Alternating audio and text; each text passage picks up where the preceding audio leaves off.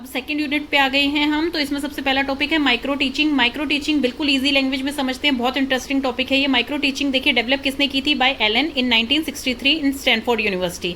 ये क्या है, इन्होंने डेवलप की थी वेरियस स्किल्स रिलेटेड एजुकेशन। तो इसमें एक था माइक्रो टीचिंग। माइक्रो टीचिंग क्या है, माइक्रो टीचिंग कोई मेथड नहीं है टीचिंग का, ये एक स्ट्रेटेजी है। और इसमें क्या होता है, जैसे नेम से ही पता लग रहा है माइक्रो टीचिंग, माइक्रो का मतलब कम, तो इसमें नंबर ऑफ स्टूडेंट्स कम होते हैं आपके क्लासरूम में और आपको टाइम भी कम मिलता है और एक ही स्किल पे आपको फोकस किया जाता है कि आपका जैसे परफेक्ट एक टॉपिक या एक आपको कोई भी लेसन प्लान दे दिया जाता है कि भाई आपको इस पे टीचिंग करनी है, तो उस पे आपको टीचिंग की जाती है, मतलब एक ही स्किल पे। तो इसका क्या साइकिल है, कई बार 4 मार्क्स में सिर्फ साइकिल आ जाती है इसकी। तो सबसे पहले प्लानिंग, प्लानिंग तो बंदा घर से ही करके आएगा, पहले ही प्री प्लान्ड होती है वो चीजें, तो प्लानिंग करके आया वो अपनी जो भी पर्टिकुलर टॉपिक है। देन उसके बाद उसने टीचिंग स्टार्ट की जो कि 6 मिनट का टाइम मिलता है सिर्फ। देन उसके बाद फीडबैक दिया गया उसको जो कि 6 मिनट का टाइम मिलता है। देन उसके बाद फीडबैक के बाद ये क्रिटिसाइजिंग पॉइंट भी कहा जाता है, इसे फीडबैक दिया जाता है। फिर उसके बाद जो है रीप्लानिंग दोबारा से करता है बंदा, तो रीप्लानिंग जो टीचर दोबारा से करता है उसको 12 मिनट्स का टाइम दिया जाता है। फिर रीटीचिंग होती है उसे 6 मिनट्स, देन फिर रीफीडबैक होता है उसे 6 मिनट, और इस तरह से ये साइकिल चलती रहती है। तो ये टोटल साइकिल जो होती है 36 मिनट्स की होती है। देखिए एक पीरियड जर्नली जो होता है 40 मिनट्स का होता है टीचर का, और उसमें जो है एक पूरा चैप्टर कवर करना होता है उन्हें, या फिर खूब सारे स्किल्स एक साथ यूज करने होते हैं। लेकिन इसमें माइक्रो टीचिंग का ये बेनिफिट है कि इसमें सिर्फ एक ही स्किल आपका जो है वो मापा जाएगा, देखा जाएगा, मेजर किया जाएगा कि भाई आप उस स्किल में कैसे हैं, और उसी का आपको पर्टिकुलर फीडबैक मिलेगा। स्ट्रेंथ जो होती है कम होती है स्टूडेंट्स की, और इसमें टाइम भी कम होता है, तो इसलिए ये मेथड काफी अच्छा है। इसके बारे में हम आगे पढ़ते हैं। जैसे बीएम शोर ने बोला था, micro teaching is a real teaching reduced in time, number of students and range of activities. Then उसके बाद सेकंड डेफिनेशन देखते हैं, एलसी सिंह ने दी थी, micro teaching is a scale down teaching. इसे स्केल डाउन टीचिंग भी कहा जाता है। ये आपके सीटेट में आ सकता है कि कौन सी टीचिंग को स्केल डाउन टीचिंग कहा जाता है। Encounter in which a teacher teaches a small unit of a group of 5 people for a small period of 5 to 20 minutes. ये यही बता रहे हैं कि टीचर इसमें क्या करती है, स्मॉल यूनिट पढ़ाती हैं या कोई टॉपिक पढ़ाती हैं जिसमें कि 5-6 प्यूपिल होंगे आपके सामने, और उसमें जो है आपको 5 to 20 मिनट्स का टाइम मिलेगा, तो ये माइक्रो टीचिंग कहलाती है। देन उसके बाद आती हैं कि इसके जो बेसिस ऑफ डेफिनेशन की हमने क्या कंक्लूड किया। माइक्रो टीचिंग जो होती है वो न्यू एक्सपेरिमेंट है टीचिंग ट्रेनिंग फील्ड में, स्मॉलेस्ट एंड सिंपलेस्ट फॉर्म है। ये जो है एक ही स्किल पे फोकस करती है, टाइम इसमें कम लगता है, वेरियस पर्सनल टेक्निक यूज की जाती हैं, लेस डिफिकल्ट है क्योंकि टाइम कम है, एक पर्टिकुलर आपको टॉपिक दे रखा है उसी को आपने टीच करना है। इमीडिएट फीडबैक मिल जाता है आपको, मतलब इमीडिएट जो है रिस्पॉन्स मिल जाता है कि आप कहाँ पे गलत थे, क्या चीज़ आपको दोबारा से ठीक करनी है। और ये जो है रिमेन्स इन कंट्रोल, हमेशा कंट्रोल में रहती है क्योंकि नंबर ऑफ स्टूडेंट्स बहुत कम होते हैं। देन इसमें अजम्पशंस क्या हैं, रियलिस्टिक कॉन्सेप्ट है ये टीचिंग का, डिफिकल्टी है मतलब ये डिफिकल्टी को रिड्यूस करता है क्लासरूम में क्योंकि कम स्ट्रेंथ होती है। माइक्रो टीचिंग स्पेशल किसी स्किल पे फोकस करते हैं। माइक्रो टीचिंग जो होती है वो enable one two have control over practice, बिल्कुल वो इसलिए एक पे उनका पूरा दबदबा हो जाता है उस टॉपिक पे क्योंकि उनको बार बार फीडबैक मिलता है, उनको करेक्ट करनी पड़ती हैं वो चीज़ें, फिर दोबारा से रीप्लानिंग करनी पड़ती है। तो वो टॉपिक जब तक उनका बहुत अच्छी तरह से प्लान नहीं हो जाता, जब तक माइक्रो टीचिंग का प्रोसेस रिपीट होता रहता है। देन प्रिंसिपल में क्या आता है, यही है दोबारा से कि रियलिस्टिक टीचिंग है, एक स्किल पे फोकस किया जाता है, कंट्रोल रहता है आपका, और range of effect of feedback जो है वो डेवलप होते रहते हैं इसमें। करेक्टरिस्टिक्स भी इसकी यही आएंगी कि कोई भी चैप्टर जो है वो सुपरवाइज किया जाएगा, पैटर्न बहुत ही क्लियर डिफाइंड है ये, सब्जेक्ट मैटर इसमें और क्लास डिसिप्लिन मेंटेन रहता है, टीचर ट्रेनिंग फीडबैक इमीडिएटली मिल जाता है इसमें। तो ये सारी चीज़ें वही सेम चीज़ें दोबारा रिपीट हो रही हैं। अब है इसकी इंपॉर्टेंस क्या है, इंपॉर्टेंस में भी यही चीज़ आएंगी पर थोड़ी सी डिटेल में बताई गई है। ट्रेनिंग इन ट्रेनिंग इंस्टीट्यूशन, मतलब कि आपकी ट्रेनिंग जो होती है कहीं भी किसी बाहर के स्कूल में जाके नहीं होती, वो सेम स्कूल में ही हो जाती है जिस स्कूल के आप टीचर हैं, स्टूडेंट हैं, या फिर अभी आप ट्रायल पे हैं। देन है focus on one skill eight A time, एक स्किल पे ही फोकस किया जाता है एक टाइम पे। इमीडिएट फीडबैक, फटाफट से आपको प्यूपिल टीचर का फीडबैक मिल जाता है। देन उसके बाद है reduce number of student and teaching method, इसमें जो है पहले 40 मिनट्स में टीचर को पूरा लेक्चर लेना पड़ता था, ये सिर्फ 6 मिनट में ही पूरा लेक्चर करना पड़ता है। स्टूडेंट जो हैं 40 to 60 होते हैं क्लास में, इसमें 5 to 12 ही रहते हैं, तो इसीलिए डिसिप्लिन का इशू भी नहीं होता। नेक्स्ट पॉइंट जो है आपका, देन उसके बाद आता है सिस्टमैटिक एंड ऑब्जेक्टिव ऑब्जर्वेशन। बिल्कुल इसमें क्या होती है, सुपरवाइज की जाती है आपकी माइक्रो टीचिंग, उसे एनालाइज किया जाता है सिस्टमैटिक वे में, और उसका ऑब्जेक्टिव जो है क्लियर किया जाता है, और बहुत अच्छी जजमेंट होती है इसमें। देन उसके बाद है इंडिविजुअल ट्रेनिंग है ये, बिल्कुल इसमें टीचर जो है क्योंकि इसमें जो भी प्यूपल टीचर है वो अपना माइक्रो लेसन अपने टाइम के अंदर पढ़ाएगी, जिसे सुपरवाइज किया जाएगा फ्रेंड्स के द्वारा, टीचर्स के द्वारा, किसी के द्वारा भी सुपरवाइज किया जाएगा। देन उसके बाद रिड्यूस नॉर्मल क्लास कॉम्प्लेक्सिटी, जो क्लास में कॉम्प्लेक्सिटीज आती हैं क्योंकि उसमें स्ट्रेंथ ज़्यादा होती है, टाइम ज़्यादा लगता है और टॉपिक्स ज़्यादा होते हैं, तो जो भी कॉम्प्लेक्सिटीज वहाँ पे आती हैं वो माइक्रो टीचिंग में नहीं आती। तो इसकी एडवांटेज क्या क्या है? ये एक रियल टीचिंग टेक्निक है, इसमें स्पेशल स्किल जो है वो डेवलप होते हैं आपके, ये अफेक्टिव फीडबैक देती है, पर्सनल टेक्निक है, ये टीचर बिहेवियर को इम्प्रूव करती है, ये बहुत ही दूर की सोच रखती है, ये वाली जो टीचिंग है ये स्टूडेंट का टाइम और एनर्जी दोनों बचाती हैं, ये रिसर्च में यूज होती है आपकी, और सब्जेक्ट मैटर जो होता है छोटी छोटी स्किल्स में, यूनिट्स में, टॉपिक्स में डिवाइड कर दिया जाता है, जिससे वो और अच्छा समझ आ सकता है।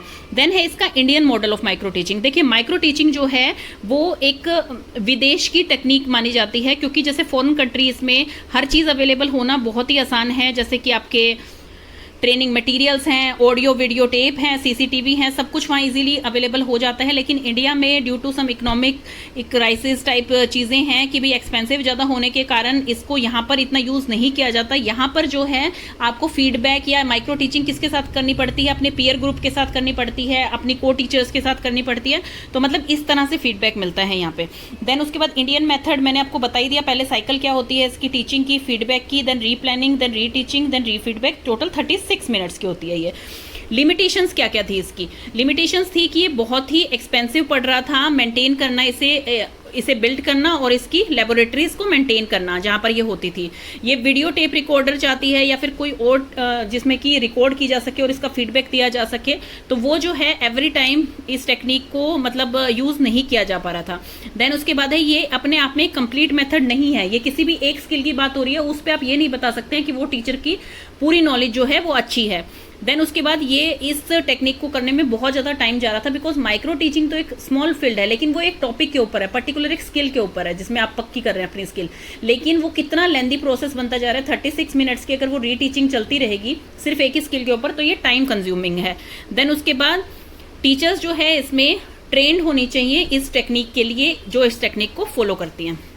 देन उसके बाद आता है माइक्रो टीचिंग। मैंने आपको पहले ही बता दिया है कि इंडिया में ये जो होती है सुपरवाइजर फीडबैक होती है, जैसे कि पीयर फीडबैक कह सकते हैं, इसे फ्रेंड्स देते हैं। और जो माइक्रो टीचिंग जो आपकी होती है जिसमें कि टेप के थ्रू जो है रिकॉर्ड की जाती है और उसके बाद सुनकर उसको प्यूपिल टीचर फीडबैक मिलता है, तो उसे ऑटो फीडबैक कहते हैं, क्योंकि वो ऑटोमेटिक आपने सुनी है और फिर फीडबैक दिया है, लाइव आपने फीडबैक नहीं दिया है 101। देन उसके बाद इसके स्टेप्स क्या आते हैं? सबसे पहले इसका ओरिएंटेशन है। ओरिएंटेशन मतलब कि मीनिंग क्या है माइक्रो टीचिंग का, इसकी इंपॉर्टेंस क्या है, यूज क्या है, मेथड क्या है, ये सब कुछ पता होना चाहिए पहले टीचर को। देन उसके बाद है डिस्कशन ऑफ टीचिंग स्किल्स, कि कौन कौन सी स्किल्स इसमें जो हैं डिस्कस की जाएंगी, जैसे कि टीचिंग स्किल्स हैं आपकी, वेरियस टाइप की स्किल्स हैं, सिग्निफिकेंस क्या है उनका। देन एक पर्टिकुलर टीचिंग स्किल आपकी सिलेक्ट की जाएगी जिसके ऊपर आपको माइक्रो टीचिंग करानी है, कोई भी एक स्किल आपकी यूज की जाएगी। देन उसके बाद है आपकी presentation of a model demonstration lesson, मतलब फिर उसके बाद आप मेथड चूज करेंगे, जैसे कि लेक्चर मेथड है, डेमोन्स्ट्रेशन मेथड है, या फिर आप मॉडल के द्वारा समझा रहे हैं, हार्डवेयर टीवी या वीडियो टेप के द्वारा समझा रहे हैं, या फिर कौन टेप रिकॉर्डर के द्वारा समझा रहे हैं, या फिर स्टूडेंट्स को आप सीधा मॉडल लेसन दिखा रहे हैं या रिटर्न में कुछ समझा रहे हैं, तो वो सब प्रेजेंटेशन आपकी डिसाइड की जाएगी कि आप कौन कौन सी चीज़ यूज कर रहे हैं माइक्रो टीचिंग के लिए। देन उसके बाद है observation and criticism of the micro teaching. Pupil teaching should be told in detail regarding the use of observation and criticism. फिर उन्हें बताया जाएगा कि भाई इसमें जो है ऑब्जर्व किया जाएगा और आपको क्रिटिसाइज भी किया जाएगा। जो आपका फीडबैक वाला स्टेप होता है वो मतलब क्रिटिसाइज स्टेप भी बोला जाता है उसे, तो वो उनको पहले से ही बता दिया जाएगा, क्लियर कर दिया जाएगा। देन उसके बाद है प्रिपरेशन ऑफ माइक्रो टीचिंग, फिर अपना लेक्चर जो है प्रिपेयर किया जाएगा, फिर टीचिंग सेशन स्टार्ट हो जाएगा जो 5 to 10 स्टूडेंट्स का होगा और 6 मिनट का दिया जाएगा। देन फीडबैक दिया जाएगा जिसको कि हम क्रिटिसिज्म सेशन भी बोलते हैं, तो ये दिया जाएगा। फिर उसके बाद अगर इसमें कुछ भी कमी मिलती है देन उसके बाद रीप्लानिंग होगी, अदरवाइज इसमें ज़्यादातर रीप्लानिंग की जरूरत नहीं पड़ती है माइक्रो टीचिंग में। अगर कुछ भी क्रिटिसाइज किया जाता है तो आपको रीप्लानिंग की जरूरत पड़ेगी, इसे रीप्लान सेशन बोला जाता है। देन उसके बाद दोबारा से रीटीचिंग स्टार्ट होगी, रीटीचिंग करने के बाद दोबारा से फीडबैक दिया जाएगा जो कि 6 मिनट का होता है, और यही कंटिन्यू रहेगा अगर जब तक कि आपकी वो स्किल बेस्ट नहीं हो जाती। ये इसी में यही दे रखा है, रिपीटिशन इन माइक्रो टीचिंग सेशन, जब तक वो रिपीट होता रहेगा। देन उसके बाद ये ट्रेडिशनल टीचिंग और माइक्रो टीचिंग में क्या डिफरेंस है। ट्रेडिशनल टीचिंग जो है वो क्लियरली स्पेसिफाइड नहीं है, माइक्रो टीचिंग जो है वो आपको क्लियर बताती है कि आपका ऑब्जेक्टिव क्या है।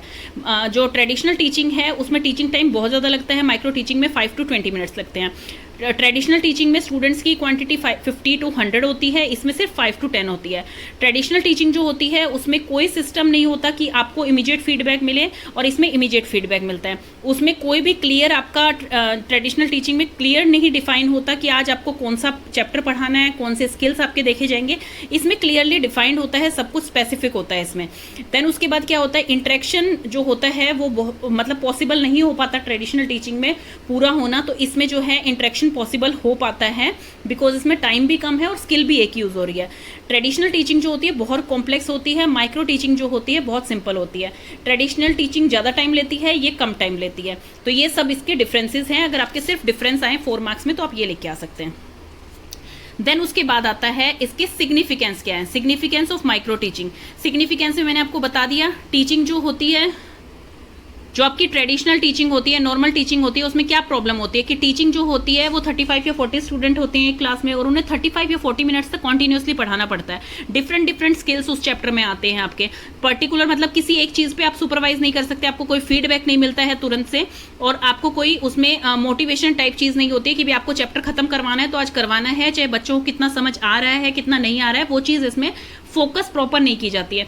माइक्रो टीचिंग में क्या है, सब कुछ एनालाइज किया जाता है, न्यू इनोवेशन होती है इसमें, जैसे कि बच्चों के साथ मतलब कम बच्चे होंगे आपकी क्लास में, इसमें टाइम कम लगेगा, एक ही स्किल होगी उसमें आपकी, और ड्यूरेशन भी इसमें कम है, बच्चे भी कम है, डिसिप्लिन मेंटेन रहता है। तो माइक्रो टीचिंग एक सिस्टमैटिक वे है, एक अपॉर्चुनिटी है जिसमें आपको तुरंत फीडबैक मिल जाता है और आपको अपनी कमियां पता लग जाती हैं। Indian model of micro teaching, ये मैंने आपको पहले ही बता दिया इंडियन मॉडल कौन सा होता है। जैसे पीयर ग्रुप आपको फीडबैक देती हैं, वो इंडियन मॉडल होता है। फॉरेन कंट्रीज़ की तरह यहाँ पे अभी ये चीज़ डेवलप नहीं हुई है। फॉरेन कंट्रीज़ में क्या होता है, expensive electronic media, film, video recorder, ये सब कुछ यूज़ होता है, इंडिया में नहीं होता है। और इंडिया में जो है जैसे डेमोन्स्ट्रेशन मेथड है, लेक्चर मेथड है, रिटर्न मेथड है, मॉडलिंग है, एक्सप्लेनेशन है, ये सब कुछ इंडिया में अभी फॉलो किया जाता है। डेवलप्ड कंट्रीज़ में क्या है, analysis of micro teaching audio tape से की जाती है, एनालाइज मतलब जिसमें फीडबैक दिया जाता है, क्लोज सर्किट टीवी से की जाती है, वीडियो टेप से की जाती है। लेकिन इंडिया में क्या है, प्यूपिल टीचर से की जाती है, कलीग से करवा ली जाती है, या पीयर ग्रुप से करवा ली जाती है, तो वो होता है। इंडिया में पर्टिकुलरली कोई लेबोरेटरी नहीं चाहिए होती है इसकी, इंडिया में ये माइक्रो टीचिंग जो है कहीं पे भी की जा सकती है, और इसके जो मिनट्स हैं, ड्यूरेशन है, वो मैंने आपको पहले ही बता दिया। देन उसके बाद आता है skill of introducing the lesson, मतलब आप लेसन किस तरह से इंट्रोड्यूस करते हैं बच्चों को, और किस तरह से उन्हें अप्रोप्रिएट डिवाइसेस दिखाते हैं जिससे कि डिसकंटिन्यूटी अवॉइड हो सके या कोई भी इररेलेवेंट चीज़ अवॉइड हो सके। तो सबसे पहले है maximum utilisation of previous knowledge of pupil. देखिए, जब तक बच्चे को सब्जेक्ट की या किसी भी टॉपिक की प्रीवियस नॉलेज नहीं होगी तब तक आगे चलना बेटर नहीं होता है, बच्चे को नहीं समझ आएगा। कहते हैं ना, जब तक बेसिक क्लियर नहीं होते तब तक आगे का भी नहीं समझ आएगा। तो टीचर को अपने माइंड में रखना चाहिए कि प्रीवियस नॉलेज जो है बच्चे की सब्जेक्ट के बारे में वो कितनी है। देन उसके बाद जनरल अवेयरनेस कितनी है प्यूपिल को फिजिकल और एनवायरनमेंट के लिए। देन उसके बाद डिवाइसेस और टेक्निक्स कौन सी यूज कर रहे हैं, आपकी प्रीवियस नॉलेज बच्चे की कैसे पता करेंगे आप, क्वेश्चनिंग के द्वारा पता कर रहे हैं, रिटर्न में पता कर रहे हैं, किस तरह से पता कर रहे हैं, तो कौन सी टेक्निक्स यूज कर रहे हैं, टेक्निक्स कौन सी यूज कर रहे हैं कि प्रीवियस और न्यू नॉलेज को बीच में लिंक क्यों कर रहे हैं आप। बच्चा यूं पूछेगा कि आप ये टॉपिक करवा रहे हैं तो आप मेरे से ये क्यों पूछ रहे हैं पीछे का, तो वो लिंक होना चाहिए आपस में। देन उसके बाद capability creating situation in the class utilisation previous experience की भी आप में कैसी कैपेबिलिटी, कैसे वो सिचुएशन बनाएंगे आपकी बच्चा अपनी प्रीवियस नॉलेज के बारे में आपको आंसर करेगा। देन है अप्रोप्रिएट डिवाइसेस यूज करेंगे इसमें, जैसे कि एग्जांपल्स देंगे आप, सिमिलैरिटीज बताएंगे, क्वेश्चंस पूछेंगे, लेक्चर देंगे, डिस्क्राइब करेंगे, स्टोरीज बताएंगे, ड्रामा करके दिखाएंगे, डेमो देंगे किसी टॉपिक के बारे में, ऑडियो विजुअल एड्स दिखाएंगे बच्चों को, मतलब कौन से उन्हें टॉपिक्स दिखाएंगे कि भाई आपको लेसन इस तरह से इंट्रोड्यूस कर रही है टीचर, अभी उसका इंट्रोडक्शन दे रही है आपको कि भाई इस लेसन में ये चीज़ें आने वाली हैं। देन मेंटेनेंस ऑफ कॉन्टिन्यूटी, कि भाई पिछली नॉलेज जो थी और जो अब की नॉलेज है उसकी कॉन्टिन्यूटी चलाए टीचर, कि भाई अगर आपको डाइजेस्टिव सिस्टम में ये पता है कि खाना माउथ के थ्रू जाता है, देन इंजेशन होता है, देन एब्जॉर्प्शन क्या होती है, डाइजेशन क्या होती है, वो आपको इसमें क्लास में जो है उसकी कॉन्टिन्यूटी में बताए टीचर। देन है relevancy of verbal and non verbal behaviour, बिल्कुल verbal and non verbal behaviour दोनों का रेलिवेंट होना चाहिए क्लास में, जैसे कि प्रीवियस नॉलेज को टेस्ट करना, फिर उसके पास्ट एक्सपीरियंस को यूटिलाइज करना नई वाली में, देन उसको जो है लेसन प्लान बताना प्रॉपर कि हमारा एम ये है, हमें ये चीज़ सीखनी है इसमें। तो इससे क्या है, नीड और इंपॉर्टेंस जो है स्टडी लेसन की बच्चों को पता लगती है। देन उसके बाद है क्वेश्चनिंग। क्वेश्चनिंग सबसे ज़्यादा इंपॉर्टेंट है। जो टीचर क्वेश्चनिंग करती है with study with the topic, तो वो बेटर समझ आता है बच्चों को, चाहे वो डर के कह लीजिए, चाहे वो वैसे कह लीजिए कि बच्चों को एक्सप्रेस करने का टाइम मिल जाता है। तो इसमें जो है एक साइंटिस्ट ने इसका बोला है कि teaching means skilful questioning to force the mind to see, to arrange, to act. Questioning करेंगे बच्चे के तभी आपको व्यूज पता लगेंगे कि वो क्या सोच रहे हैं उस टॉपिक के बारे में, कैसा उनके दिमाग में चल रहा है वो टॉपिक। तो वो आपको जो है अपना पॉइंट ऑफ व्यू बताएंगे, एक्सप्लेन करेंगे, तो वो और अच्छी तरह से बच्चों को समझ आएगा। क्लासरूम में क्वेश्चनिंग जो होती है बहुत ही इफेक्टिव मेथड होता है टीचिंग का। Questioning is the key to all educative activities.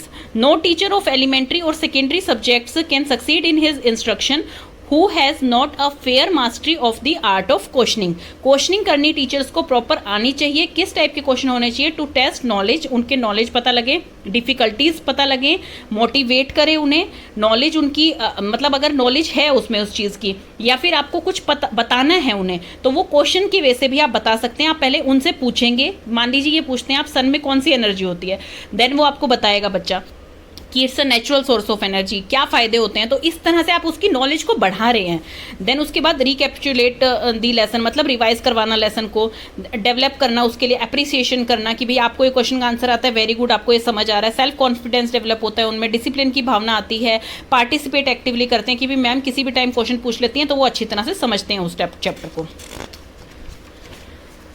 Then types of question कैसे हैं? इंट्रोडक्टरी क्वेश्चन की भाई प्रीवियस नॉलेज के बारे में और एक्सपीरियंस के बारे में आप बच्चे से क्वेश्चन पूछ रहे हैं, उनकी नीड, लेसन की नीड के हिसाब से उनसे क्वेश्चन पूछ रहे हैं, न्यू लेसन आपने इंट्रोड्यूस कराना है उस बारे में क्वेश्चन पूछ रहे हैं। देन है डेवलपिंग क्वेश्चन। डेवलपिंग क्वेश्चन मतलब कि उनकी मेंटल एक्टिविटी को स्टिमुलेट करना कि भाई उन्हें ये चीज़ समझ आनी चाहिए, मतलब डेवलपिंग क्वेश्चन कि अब चैप्टर आपका स्टार्ट हो गया है और आपको उस कोर्स में, उस चैप्टर में जो है कुछ बच्चों में इनपुट्स डालने हैं, तो उसके आप क्वेश्चन पूछेंगे। देन उसके बाद रिवीजन क्वेश्चन कि भाई जब एंड ऑफ द लेसन हो जाए या एंड ऑफ द यूनिट हो जाए आपकी, तो बच्चों ने कितना ग्रास्प किया है न्यू नॉलेज, तो वो आप उनको रिवीजन वे में क्वेश्चंस पूछेंगे उनसे।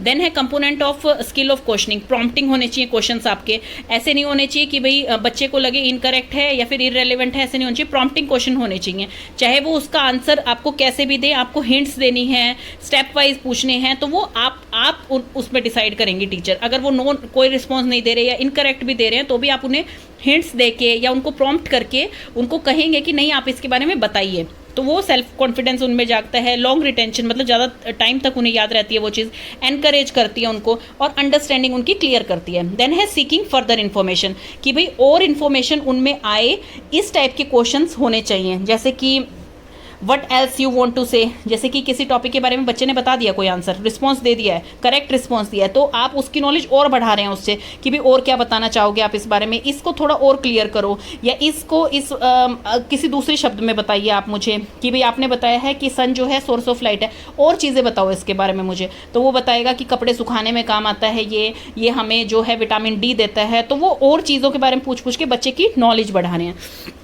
रीफोकसिंग का मतलब है कि या तो उनसे पूछें उनकी स्ट्रेंथ करने के लिए, उनके रिस्पॉन्स को और स्ट्रेंथन करने के लिए, जैसे कि उन्होंने कोई आंसर दिया आपको, तो आप पूछेंगे how does it similar to this, how does it differ from this, या फिर अपने आंसर को, जो आपने आंसर दिया उसको सपोर्ट करने के लिए कोई एग्जाम्पल दो, या रियल लाइफ सिचुएशन से कुछ रिलेट करो उसे, तो बच्चे की नॉलेज उससे और ज़्यादा बढ़ेगी। देन है रीडायरेक्शन। रीडायरेक्शन का मतलब है कि उसकी इन्फॉर्मेशन को और ज़्यादा इंक्रीज करना। अगर उसने मान लीजिए कोई रिस्पॉन्स नहीं दिया या इनकम्प्लीट रिस्पॉन्स दिया, तो आप उसको और थोड़े हिंट दे के या प्रॉम्प्ट करके किसी भी टाइप से उसकी इंक्रीज करने के लिए उसकी इन्फॉर्मेशन को आप क्वेश्चन को घुमा सकते हैं। देन इंक्रीजिंग क्रिटिकल अवेयरनेस, मतलब उसकी जो अवेयरनेस है बच्चे की, अगर वो करेक्ट रिस्पॉन्स आपको दे रहा है, तो अगर आप उसको समझ आ रहा है वो अच्छी तरह से, तो आप उसको जो है थोड़ी क्रिटिकल वे में पूछेंगे, क्योंकि शुरू में टीचर बिल्कुल इजी क्वेश्चन पूछती हैं, देन मिडल आते हैं, देन डिफिकल्ट आता है, हमेशा यही स्टेप फॉलो होता है टीचिंग में। तो उसमें आप क्या पूछेंगे, how do you say so, how do you justify your answer, how does it occur, why do you assume so. तो इसमें बच्चा जो है अपने पॉइंट ऑफ व्यू आगे रख सकता है और उसको समझ आती है कि ये चीज़ में और भी चीज़ में एलाबोरेट कर सकता हूँ। तो उसके बाद आती है मॉडल माइक्रो टीचिंग लेसन। ये रोल नंबर आ गया, टाइम आ गया, class, date, subject, concept, session, skill. उसके बाद यही मैंने बताया था आपको एग्जाम्पल के तौर पे कि टीचर पूछेगी good morning students, natural source of energy क्या है, किसी का नेम बताइए तो वो सन बताएगा। देन वो पूछेगी कि वो हमें क्या प्रोवाइड करता है, हीट एंड एनर्जी, और वेरी गुड, एक्सीलेंट, और बताइए तो वो सोलर कुकर बताता है। देन वो पूछती हैं कि सन एनर्जी और क्या करती है, ड्राइंग क्लोथ्स, तो वो पूछते हैं फ्लाइंग काइट्स में कौन सी एनर्जी लगती है, तब वो बताता है विंड एनर्जी। विंड एनर्जी और किस चीज़ में यूज़ होती है, सेलिंग बोट्स। तो ये चीज़ें उसने एक ही चीज़ में जो है कई टाइप की एनर्जी का, नेचुरल एनर्जीज का जिक्र कर दिया बच्चे को। देन उसके बाद ऑब्जर्वेशन बनती है। ऑब्जर्वेशन किसी भी टाइप की आपके स्किल्स की बनेगी तो हमेशा वो पॉइंट्स लिखे जाएंगे जिस टाइप की आप वो स्किल्स की मैंने डिटेलिंग की है, और उसके बाद उनकी नंबरिंग दी जाएगी, रेटिंग दी जाएगी। जैसे कि आपको बोला जाता है ना, फीडबैक दीजिए 0 to 5 में, इसमें ये एक्सीलेंट है, ये डल है, तो उस तरह से ये बनेगा। ये टेबल आप बना के आएंगे तो स्कोरिंग होगा ये। देन स्किल ऑफ इलिस्ट्रेशन आता है। भाई बच्चों को कई बार कोई चीज़ जो है एक्सप्लेनिंग वैसे नहीं समझ आती है, उनकी थिंकिंग पावर नहीं बनती है वैसे कि भी आप एब्स्ट्रैक्ट थिंकिंग दे रहे हैं कि वो ऐसा होता है, लेट इट अज्यूम, या कुछ भी है, या रियल ऑब्जेक्ट दिखा रहे हैं तो उनको नहीं समझ आता। लेकिन जब आप उनको एग्जाम्पल्स देते हैं या कोई ऐसी चीज़ दिखाते हैं जिनको रियल ऑब्जेक्ट्स दिखा रहे हैं या मॉडल्स दिखा रहे हैं, तो उनको तुरंत वो चीज़ कनेक्ट कर पाते हैं और समझ आ जाती है। तो इसमें क्या होती है, verbal illustration, non verbal, concrete, visual illustration. Verbal में कौन सी आती है, जैसे एग्जांपल्स दे रहे हैं आप, कंपैरिजन कर रहे हैं, स्माइलीज बता रहे हैं, स्माइलीज दे रहे हैं, वर्ड पिक्चर्स बना रहे हैं। नॉन वर्बल में कौन सी आती है, मैप्स है, चार्ट है, ग्राफ है, डायग्राम है, ब्लैक बोर्ड है, कोई भी चीज़ जो रीडिंग से अलग आती है तो उसे कहते हैं नॉन वर्बल इलस्ट्रेशन। तो एग्जाम्पल्स में क्या आता है, कंपोनेंट्स कौन कौन से, फॉर्मुलेटिंग रेलिवेंट एग्जाम्पल, आपके एग्जाम्पल रेलिवेंट होने चाहिए, जो आपका टॉपिक चल रहा है, कंफ्यूजन क्रिएट नहीं करनी बच्चे के साथ। फॉर्मुलेटिंग सिंपल एग्जाम्पल्स, पहले बिल्कुल सिंपल एग्जाम्पल देने हैं, देन उसके बाद कॉम्प्लेक्स की तरफ शिफ्ट होना है। ऐसे नहीं कि आप शुरू में ही जो है 3D स्ट्रक्चर किस चीज़ का दिखा रहे हैं, नहीं, पहले उन्हें 2D भी पता होना चाहिए, तभी उन्हें जाके 3D समझ आएगा। देन उसके बाद है फॉर्मुलेटिंग इंटरेस्टिंग एग्जाम्पल, एग्जाम्पल ऐसे होने चाहिए, इंटरेस्टिंग होने चाहिए, उनकी एज अप्रोप्रिएट होने चाहिए, उनकी मैच्योरिटी लेवल को मैच करने चाहिए ताकि उन्हें वो चीज़ समझ आए। Then use appropriate media for examples, जैसे कि वर्बल मीडिया में क्या आता है, स्टोरी बता सकते हैं आप उन्हें, कंपैरिजन्स बता सकते हैं, स्माइलीज दे सकते हैं। देन उसके बाद नॉन वर्बल में कौन सा आता है, इम्प्रोवाइज साइंस एपरेटस, चार्ट्स दिखा सकते हैं, पिक्चर दिखा सकते हैं, पोर्ट्रेट्स दिखा सकते हैं, चॉक बोर्ड यूज़ कर सकते हैं, मॉडल्स दिखा सकते हैं। देन है making use of inductive and deductive approach. इसमें दो चीज़ें हैं, जैसे कि एक तो पहले कॉन्सेप्ट को समझिए और फिर उसके बाद उसके प्रिंसिपल्स एस्टेब्लिश कीजिए, या फिर यूजिंग दी एस्टेब्लिश, जो पहले से ही बने बनाए रूल्स हैं उन्हीं को फॉलो कीजिए, उन्हीं को दिखाइए बच्चों को। तो ये दो चीज़ हैं। देन उसके बाद दोबारा से इसका ये चार्ट बन गया है, फिर उसमें नंबरिंग आ गई है, यही 5 पॉइंट्स इसमें आते हैं जो कंपोनेंट्स मैं आपको बताती हूँ। Then skill of explaining, introduce भी कर दिया, एग्जाम्पल्स भी दे दे। एक्सप्लेनिंग सबसे इंपॉर्टेंट चीज़ है, तभी बच्चों को वो समझ आएगा। एक्सप्लेनिंग क्या होती है, इंटर रिलेटेड होती है, स्टेटमेंट जो टीचर देती है ताकि आगे की जो कॉन्सेप्ट है, आइडिया है, फिनोमिना है, रूल है, प्रिंसिपल है, वो कैसे कनेक्ट करेगा एक दूसरे से, वो चीज़ जो है वो होती है स्किल ऑफ एक्सप्लेनिंग, जिसमें कि टीचर डिस्क्राइब करती है हाउ, व्हाई, समटाइम्स व्हाट, कि भाई ये इवेंट कैसे हो रहा है, ये एक्शन कैसे किया जा रहा है, ये कंडीशन कैसे बनी है, तो ये सारा वो एक्सप्लेन करती हैं प्रॉपर मैनर में। अप्रोप्रिएट स्टेटमेंट देनी चाहिए, एज अप्रोप्रिएट और मैच्योरिटी अप्रोप्रिएट देनी चाहिए, इंटर रिलेटिंग होना चाहिए पहले के और आगे के टॉपिक से। कंपोनेंट क्या क्या होते हैं, डिज़ायरेबल और अनडिज़ायरेबल होते हैं। डिज़ायरेबल आपके वो कंपोनेंट होते हैं जो कि आपको देने चाहिए, जो कि आपके रिलायबल होते हैं, रिलेटेड होते हैं, जिसमें क्या आता है, यूजिंग अप्रोप्रिएट बिगनिंग, जिसमें अप्रोप्रिएट बिगनिंग होती है, कंक्लूडिंग स्टेटमेंट होती है। इसमें इररिलेवेंट होती है, टीचर आके कुछ भी बोलने लग जाएगी, मतलब वो आपके टॉपिक से रिलेटेड नहीं है, तो उसकी जरूरत नहीं है अनडिजायरेबल की। यूज ऑफ एक्सप्लेनिंग लिंक, इसमें लिंक्स बनाए जाते हैं पहले से आगे की तरफ, इसमें कोई कॉन्टिन्यूटी नहीं होती। ये जो होती है एसेंशियल पॉइंट्स को जो है कवर करती है, ये फ्लुएंसी में लैकिंग होती है इसमें। ये जो है टेस्टिंग प्यूपिल अंडरस्टैंडिंग, बच्चों को समझ के बनाई जाती है, और इसमें जो है कुछ भी फ्रेजेस यूज किए जाते हैं। डिजायरेबल बिहेवियर में क्या आता है, using appropriate beginning and concluding. देखिए जब भी चैप्टर स्टार्ट होता है तो उसकी जो है एक इंट्रो देनी चाहिए टीचर को, फिर एक्सप्लेन करना चाहिए ताकि वो मेंटली रेडी हो जाए उस चीज़ के लिए। फिर लास्ट में जब आपका चैप्टर खत्म हो जाता है तो एक कंक्लूडिंग स्टेटमेंट समराइज करना चाहिए चैप्टर को, ताकि बच्चों को पक्का समझ आ जाए। देन है making use of explaining link, जो एक्सप्लेनिंग लिंक होते हैं जैसे द रिजल्ट ऑफ, हैंस, दस, बट, वट, ये सब चीज़ें जो हैं एक लिंक हैं जो कि आपकी चीज़ को और बेटर बनाते हैं। ऐसा क्यों हुआ, फिर टीचर बताएगी कि ऐसा क्यों हुआ, ऐसा इसलिए हुआ, या देयरफॉर अगर ऐसा हो गया था तो इसलिए ये रिजल्ट आ गया इसका। देन उसके बाद है coverage of essential points. Essential point मतलब कॉन्सेप्ट क्या है, आइडिया क्या है, प्रिंसिपल क्या है, फिनोमिना क्या है, वो सारा पूरी अच्छी तरह से डिटेल में आपको टीचर समझाएगी ताकि आपको उसका प्रिंसिपल और अंडरस्टैंडिंग क्लियर हो जाए। देन टेस्टिंग प्यूपिल अंडरस्टैंडिंग, अब फिर प्यूपिल से वो क्वेश्चंस पूछेंगे कि उनको कितना समझ आया है।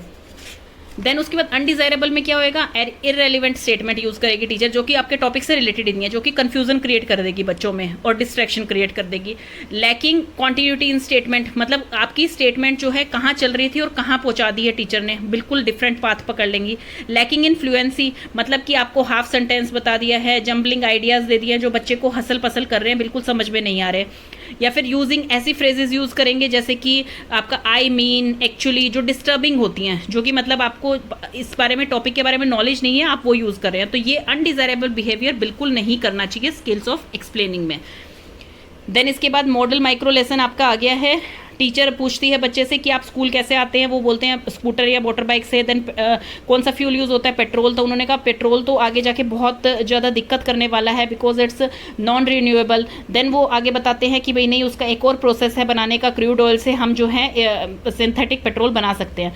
तो ये सब चीज़ें हैं, इसमें डिज़ायरेबल बिहेवियर आपने लिखना है और अनडिज़ायरेबल लिखना है।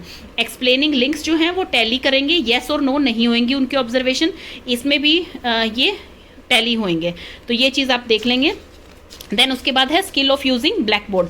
ब्लैक बोर्ड का मतलब है जो कि ब्लैक बोर्ड के द्वारा टीचर्स पढ़ाती है, क्योंकि ये टीचर का बेस्ट फ्रेंड होता है। ये बहुत ही पुरानी टेक्निक चली आ रही है। इसमें क्या क्या चीज़ें होनी चाहिए, टीचर को यूज़ करनी चाहिए। देखिए, जो इंपॉर्टेंस होती है, क्लैरिटी हो जाती है आपके टॉपिक की। आप ऊपर लिखेंगे, जैसे पीटीएम है तो पीटीएम लिखेंगे, आपका टॉपिक डाइजेस्टिव सिस्टम है तो वो लिखेंगे। मोटिवेट रहते हैं, उनको पता लग जाता है कि भाई आज क्या होने वाला है, वो पार्टिसिपेशन फटाफट से करते हैं जो आपके स्टूडेंट होते हैं। देन होलिस्टिक पिक्चर, पूरी पिक्चर पता लग जाती है बच्चों को कि आज क्या चीज़ होने वाली है क्लास में। वैरायटी होती है, डायरेक्शन दे देते हैं, प्रिंसिपल्स बता देते हैं, डेफिनेशंस हैं, कीबोर्ड है, स्केचेस हैं, समरीज हैं, सब कुछ बता देते हैं उसमें। कंपोनेंट्स क्या क्या होने चाहिए, लेजिबिलिटी है सबसे पहले, जिसमें कि डिस्टिंक्टनेस होनी चाहिए, ईच लेटर जो है डिस्टिंक्ट आसानी से दिखाई देना चाहिए, स्पेसिंग उनमें अच्छी होनी चाहिए, स्लांटनेस अच्छी होनी चाहिए, मतलब थोड़ा थोड़ा गैप होना चाहिए बीच में। साइज ऑफ लेटर मैटर करते हैं, प्यूपिल को जो है हर रो में दिखाई देने चाहिए। साइज ऑफ कैपिटल लेटर, कितने साइज के आपने लिखे हैं, कि भाई स्मॉल लेटर से थोड़े ही बिग होने चाहिए, ऐसा नहीं कि कैपिटल आपने बहुत ही बड़ा लिख दिया है। Size of capital and small letter जो है केयर करनी चाहिए टीचर को, इनको जो है अच्छी तरह से लिखे, ऐसा नहीं कि वो ट्रिपल या 4 टाइम्स कर दिया है स्मॉल लेटर्स के। थिकनेस ऑफ लाइंस ऐसी होनी चाहिए, थिकनेस जो कि मेंटेन रखें, बच्चे को अच्छी तरह से दिखाई दे, 1 फिंगर का गैप होना चाहिए हर वर्ड में। देन है नीटनेस इन ब्लैक बोर्ड वर्क, जिसमें कि straightness of line, line straight होनी चाहिए, कोई ओवर राइटिंग नहीं होनी चाहिए, स्पेस होना चाहिए लाइन के बीच में। और then focusing the relevant matter, जो रेलिवेंट मैटर हो आपके टॉपिक से वही होना चाहिए। Appropriateness of written work on the blackboard, इसमें क्या आता है, लेटर, वर्ड्स और सेंटेंस आपको अच्छी तरह से लिखे होने चाहिए, डायग्राम, इलस्ट्रेशन ये आप दे सकते हैं। कॉन्टिन्यूटी होनी चाहिए पॉइंट्स की, ऐसा ना हो कि आपने जो लिखा है उस पर वो समझ ही नहीं आ रहा बच्चे को, तो कॉन्टिन्यूटी होनी चाहिए, प्रीवियस नॉलेज से अगली नॉलेज को कनेक्ट करने के लिए वो होनी चाहिए। देन है brevity and simple, simple language use करनी चाहिए, बच्चों को कभी टफ लैंग्वेज ना यूज आए, डिक्शनरी लेके तो कोई बैठेगा नहीं, इसलिए सिंपल लैंग्वेज यूज करनी चाहिए। ड्रॉइंग अटेंशन एंड फोकसिंग, ऐसी ड्रॉइंग बनानी चाहिए जो कि सिग्निफिकेंट हो और समझ आए, जैसे कि कलर चौक से बना दी है तो डिफरेंशिएट करने के लिए अलग अलग टाइप के चौक आप यूज कर सकते हैं, अलग अलग कलर के। इलस्ट्रेशन एंड डायग्राम बिल्कुल क्लियर होने चाहिए, लार्ज होने चाहिए, सिंपल होने चाहिए, ताकि बच्चों को अच्छी तरह से समझ आए। देन उसके बाद आता है skill of stimulus variation. Stimulus क्या होता है, किसी भी चीज़ को हमें अच्छा रिस्पॉन्स लेने के लिए हम कोई ना कोई स्टिमुलस देते हैं, लेकिन स्टिमुलस जो है बच्चे का एक से दूसरे में बहुत जल्दी पहुंच जाता है। इसलिए हमें किन किन चीज़ों का ध्यान देना चाहिए ताकि बच्चे का रिस्पॉन्स अच्छा है क्लास में और उसका ध्यान बना रहे। एविडेंस फ्रॉम क्लासरूम क्या होना चाहिए, प्यूपिल प्रेफरेंस, सबसे पहले जो है बच्चे की प्रेफरेंस देखनी चाहिए, वो कितनी मतलब कितना तैयार है लेसन को पढ़ने के लिए, या कितनी अपॉर्चुनिटीज़ ले रहा है, फिजिकली एक्टिव है या नहीं है। ऑडियो विजुअल एड आप यूज़ कर सकते हैं।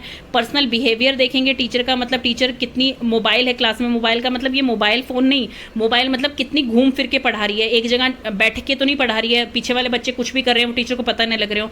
यूज ऑफ गेस्चर्स, मतलब उनकी आई मूवमेंट कैसी है, फेशियल एक्सप्रेशन कैसे हैं, वो सब चीज़ें, वॉइस एक्सप्रेशंस कैसे हैं, वॉइस पिच कैसी है, वॉइस इन्फ्लेक्शन कर रही हैं कि नहीं कर रहे हैं। तो ये चीज़ें हैं। तो कंपोनेंट्स क्या आते हैं, सबसे पहले मूवमेंट। टीचरों को कभी भी एक जगह बैठ के नहीं पढ़ाना चाहिए, हमेशा उनको हैबिट में डालना चाहिए कि वो एक जगह से दूसरी जगह घूम के पढ़ाए, लेकिन इतना भी ना घूमे कि बच्चे डिस्ट्रैक्ट हो जाएं, लेकिन हर बच्चे पे ध्यान जाए, इतना उनको मूवमेंट करनी चाहिए। गेस्चर का मतलब है कि हैंड की मूवमेंट, आई की मूवमेंट, ताकि बच्चों को और अच्छा समझ आए। अगर हम सब चीज़ों की फेशियल एक्सप्रेशन, सब चीज़ों की मूवमेंट करेंगे, बच्चों को और अच्छा समझ आएगा। स्पीच पैटर्न, जहाँ पे जैसे स्पीच पिच आपको हाई करनी है, लो करनी है, इस टाइप से आप स्टोरी, वैसे लैंग्वेजेस समझाते हैं जब हम स्टोरी बताते हैं तो वो और ज़्यादा अट्रैक्टिव बन जाती है। फोकसिंग मतलब कि आपका जो बच्चों का जो है फोकस होना चाहिए उस चीज़ पे, वर्बल हो चाहे गेस्चर्स हो आपके, चाहे मूवमेंट्स हो, इन चीज़ पे बच्चे का फोकस बनता है, तो वो हेल्प होती है उनको। Change in interaction style, teacher प्यूपिल का इंटरेक्शन जो होता है, प्यूपिल का इंटरेक्शन जो है, इस चीज़ को ध्यान में रखना चाहिए। देन ओरल विजुअल स्विचिंग, अगर मान लीजिए ओरली आप पढ़ा रहे हैं, फिर एकदम विजुअल पे आते हैं, और फिर मान लीजिए ओरल पे आ जाते हैं दोबारा से, तो बीच में थोड़ा सा पॉज देना चाहिए, या स्विच करते टाइम थोड़ा सा बच्चों को मतलब इतना पता होना चाहिए, एकदम से ओरल से विजुअल पे ना आए, थोड़ा सा उनको अटेंशन दे, फिर उसको पता लगे। पोजिंग होनी चाहिए कुछ सेकेंड्स के बीच में, ताकि बच्चा रिकॉल कर सके कि अभी तक मैम ने फर्स्ट 10 मिनट्स में ये पढ़ाया था, आप कुछ सेकंड्स का पॉज दे सकते हैं, 20-30 सेकंड्स का, बच्चे को वो समझ आए, फिर वो आगे कंटिन्यू करे। Physical involvement of the student, तो स्टूडेंट जो है कितना फिजिकली इन्वॉल्व है आपके क्लास में, ऐसा नहीं है सिर्फ बैठा हुआ है और सुन रहा है, नहीं, वो कितनी अच्छी तरह से जो है आपके वेरिएशंस को देख पा रहा है, चाहे वो आप ड्रामेटिकली करके दिखा रहे हैं, डेमो दे रहे हैं बच्चे को, राइटिंग वे में समझा रहे हैं, तो बच्चे को वो चीज़ें समझ आनी चाहिए। देन उसके बाद